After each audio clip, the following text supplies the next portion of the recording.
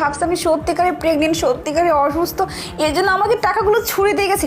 সেটা ব্যাপার না, আমাকে তো টাকা দিছি, সেটাই হচ্ছে বড় ব্যাপার, বুঝতে পারছো? আচ্ছা বেবি শোনো, তুমি সবকিছু হাতে নিয়ে আমাকে একটা বার বল দেবে, আমি চলে আসবো, বুঝতে পারছো? ওকে বেবি, ঠিক আছে, তুমি রিল্যাক্স করো, আমি দেখো অল্প কিছুদিনের মধ্যে সব কিছু প্রবলেম সলভ করে দেবো। তো এখন রাখি, ওকে বেবি, আমি খুব মোডে আছি, বাই।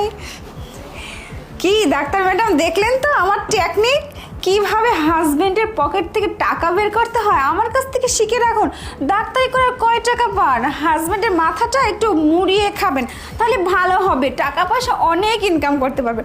দেখুন আমি কি একটা সুন্দর প্রেগন্যান্সির নাটক করে, অসুস্থ নাটক করে কতগুলো টাকা পেয়ে গেলাম, দেখছেন? ম্যাডাম শুনুন, আমার সাথে থাকবেন, তাহলে মাথার বুদ্ধিটা এটা আপনার খুলে যাবে, বুঝতে পারছেন? হ্যাঁ ম্যাডাম, আপনার মাথায় অনেক বুদ্ধি আছে, না হলে আর স্যারের কাছ থেকে এত টাকা নিতে পারবেন? হ্যাঁ, যাই হোক শুনুন, এখান থেকে আপনাকে কিছু টাকা ভাগ দিব, কারণ আপনি তো সবসময় আমার ছায়া সঙ্গী হয়ে থাকেন, আপনি আমার সব কথা সিক্রেট করে রাখেন, আপনাকে তো কিছু ভাগ না দিলে আমার আবার অন্যায় হয়ে যাবে, ঠিক আছে ম্যাডাম? আপনি যে টাকাটা পান না তার থেকে বেশি টাকা আপনাকে আমি বাড়িয়ে দেব, ওকে? আর আপনি শুধু আপনার মুখটা একটু বন্ধ